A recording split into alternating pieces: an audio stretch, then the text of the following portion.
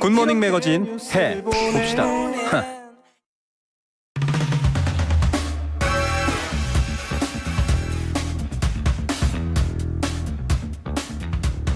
네, 밤사이 뉴욕 증시부터 시작해서요. 오늘 우리 증시는 어떨까요? 오늘 하루만 일희일비 하시면 안 됩니다. 방향과 가치 철학과 또 우리 경제와 어떻게 같이 갈지도 크게 고민해 주셔야 되는데요. 그래도 오늘의 지도는 펼쳐야겠죠. 그 지도를 따라 우리를 안내해 주실 분입니다. 미래에셋 자산운용 최창규 ETF 컨설팅 본부장 연결돼 있습니다. 본부장님 안녕하세요. 예, 안녕하십니까. 좋은 하루입니다. 예, 좋은 하루입니다. 조금 전에 마감된 뉴욕 증시 상황을 한번 짚어봐야 될 텐데요. 다우나 엔비디아 보면 좋은 것 같은데 또 AMD 보면 아닌 것 같고 어떻게 봐야 됩니까? 네, 맞습니다. 어제는 굉장히 많이 엇갈리는 모습을 보였습니다. 먼저 다우지수부터 말씀을 드리겠습니다. 다우지수는 가격 가중 방식이라고 해서 주가, 즉 시가총액이 아닌 주가를 이용해서 산출하는 방식입니다. 네. 다우지수는 0.49% 상승했고요. 나스닥은 0.83% 하락, S&P 500 지수도 0.17% 하락했습니다. 다우지수가 상승했다는 말은 전통 산업 쪽에서 강세를 보였다는 뜻으로 해석을 할 수가 있고요. 나스닥이 약세를 보였다는 점은 최근에 이슈가 되고 있는 빅테크를 필두로 한 기술주들의 움직임이 굉장히 좋지 못했다. 이런 의미로 해석을 할 수가 있습니다. 예. 그렇지만 건건히 찾아보니까 재료가 다 다르더라고요. 하락한 종목들은 기업 실적, 그리고 우리가 얘기 많이 했던 AI, CapEx, 심지어 구글 같은 경우에는 핵심 인재가 이탈했다. 이런 맞아요. 뉴스가 나오면서 주가 조종의 빌미를 작용했거든요. 예. 이런 걸 봤을 때는 미국 증시도 그렇고 한국 증시도 그렇고 한 방향으로 움직이기보다는 제각각 좀 각자의 재를 연동해서 그렇게 움직이고 있다라고 해석할 수 있습니다. 축구 경기 같아요, 여러분. 막 모든 선수 11명이 상대방 골대를 향해 뛰는 게 아니고요. 누군가는 수비하러 뒤로 갔다가 옆으로 갔다가 왔다 갔다 좀 복잡한 상황인데 그게 오히려 자연스러운 모습 같기도 합니다만 다우지수를 보면 그래도 많은 분들이 안도할 것 같은데 그렇게 해석하거나 느끼셔도 되는 건가요? 네, 맞습니다. 다우지수 같은 경우에는 앞서 말씀드렸던 대로 주가 가격을 바탕으로 해서 지수를 산출하게 되는데요. 예. 다우지수에는 나스닥이랑 차이점이 하나가 있습니다. 네. 나스닥은 금융주가 없고요. 네. 그리고 기술주가 중심으로 되어 있는데 다우지수에는 전통산업, 헬스케어, 금융, 소비 이런 좀 어떻게 본다면 올드 멤버들이 많이 들어가 있습니다. 네. 결국은 바이오라든지 이런 쪽 특히 전통적인 헬스케어 기업들의 주가가 다우지수에 영향을 많이 주는데요. 암젠이 4.57% 상승을 했고요. 예. 그리고 유나이티드 헬스가 1.28%, 그리고 애플이 0.52% 상승하면서 다우지수를 지지했다라고 볼 수가 있습니다. 반면에 나스닥 같은 경우에는 방금 우리가 얘기했던 알파벳이라든지 네. 아마존이라든지 이런 빅테크 기업들이 약세를 보이면서 지수 전체적으로 조정을 받았는데요. 최근에 AI, 특히 빅테크들을 바라보는 시선이 돈 얼마나 벌고 있어?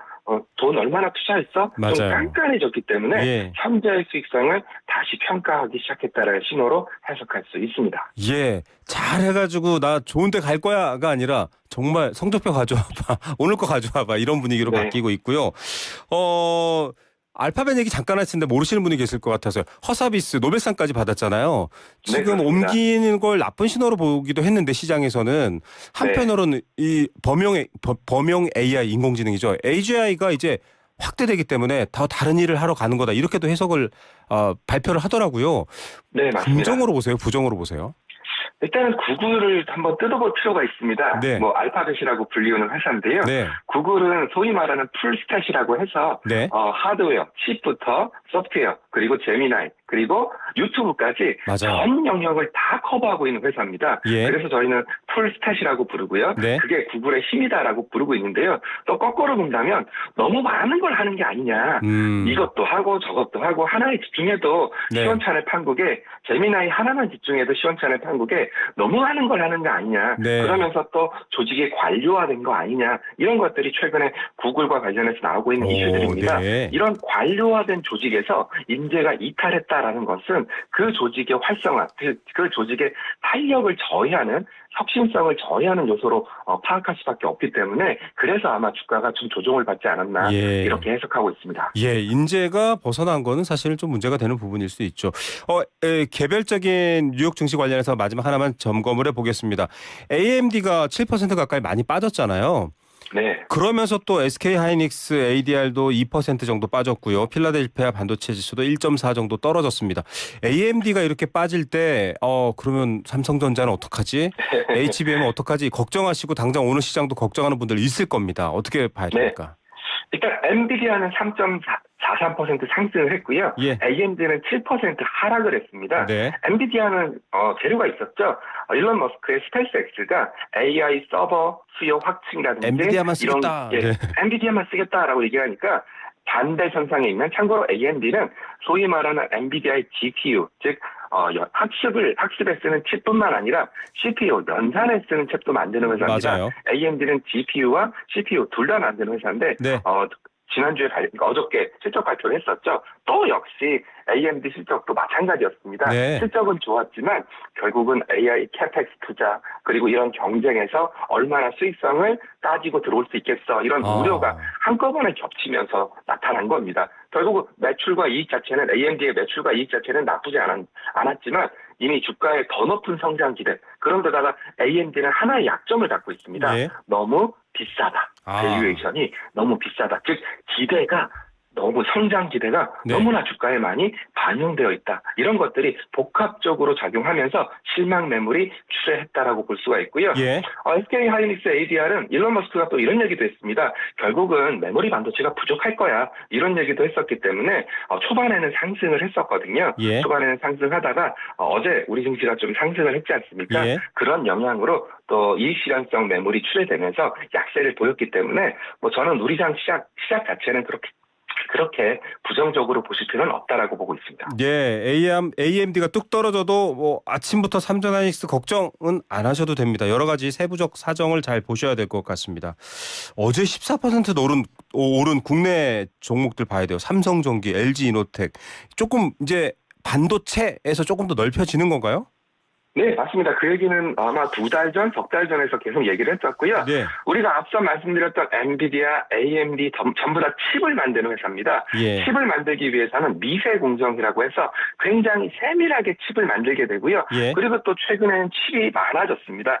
칩이 굉장히 성능이 고성능화되면서 칩도 많아지고, 그리고 그 칩이 차지하는 면적, 즉 기판의 크기도 굉장히 커졌습니다. 그러다 보니까 자연스럽게 시장 참여자들은 이제 칩에서 이 칩을 장착하는 기판 쪽으로 좀 더 봐야 되는 거 아니야? 네. 이렇게 생각을 하게 됐고요. 여기에 해당되는 것이 기판 회사 이수페타시스라든지 대덕전자라든지, 그리고 그 칩에 들어가는 전력이 또 고전압이 들어가거든요. 네. 그래서 그 전력을 잡아줄 수 있는 MLCC까지 확장되고 있습니다. 그래서 예. 삼성전기, LG이노텍이 최근에 각광을 받고 있는 건데요. 어제 급등한 이유는 간단합니다. 단기적으로 낙폭이 너무 컸습니다. 삼성전기나 LG이노텍 같은 경우에는 단기 고점 대비해서 거의 절반 가까이 상승폭을 되돌렸거든요. 이런 기술적인 되돌림과 함께 역시 AI 수혜가 메모리에서 기판, MLCC, 광학 부품 이런 쪽으로 확산되고 있다는 시장의 트렌드를 두 종목의 주가에서 확인할 수 있었습니다. 어제 증시를 보고도 많은 분들이 이제 나 되었어, 이제 팔고 나가서 여기는 들여다보지도 않을 거야, 이런 분들도 있고요. 다시 이제 방향이 바뀌었나? 외국인들도 많이 들어오네. 기관도 분위기가 좋은 경우가 있네. 이렇게 해서 반등됐나? 이렇게 생각하시는 분들도 있거든요. 방향은 어떻게 봐야 됩니까? 일단은 단기적인 낙폭, 즉 단기적인 조정은 거의 마무리 단계다라고 판단을 하고 있습니다. 예. 단기 조정의 가장 큰 빌미는 뭐니 해도 기계적인 수급, 그리고 패시브 수급, 이런 수급적인 요인, 즉 투자 심리와 연동되는 모습이 좀 강했었거든요. 그래서 증권사에 계신 분들은 잘 아시겠지만 반대 매매라든지 이런 것들이 좀 많이 있었습니다. 예. 이런 것들이 일단락 됐고요. 그리고 샌디스크 실적이라든지 AMD 실적을 봤을 때 AI의 성장 스토리는 여전히 현재 진행형이고, 여기에 일론 머스크가 또 한마디를 거들었거든요. 예. 이런 걸 봤을 때는 최소 내년까지는 AI 성장 스토리는 유효하다. 대신에 수급적인 요인, 그리고 단기적인 꼬임, 이런 것들이 나타나면서 주가 조정으로 이루어졌지만 이런 부분들은 거의 다 해소되었다. 특히나 외국인들이 어제 1조 4천억 순매수를 기록을 했거든요. 예. 물론 하루만으로 외국인들의 추세 전환을 얘기하기는 어렵겠지만 이런 것들을 봤을 때는 어느 정도 바닥은 다졌다. 대신에 V자 형태의 반등보다는 계단 형태의 반등이 나타날 가능성이 높다라고 보시고 좀 찬찬히 시장을 접근하시거나 바라보시면 어떨까 싶습니다. 바닥 딛고 계단형으로 올라가고 있는데요. 아까 축구 비유해 드렸잖아요, 여러분. 너무 단순하게 한 방향만 보지 마시고요. 오늘 말씀 감사드립니다. 예, 수고하십시오. 네, 최창규 미래에셋 자산운용 본부장이었습니다. 밥 만나는 새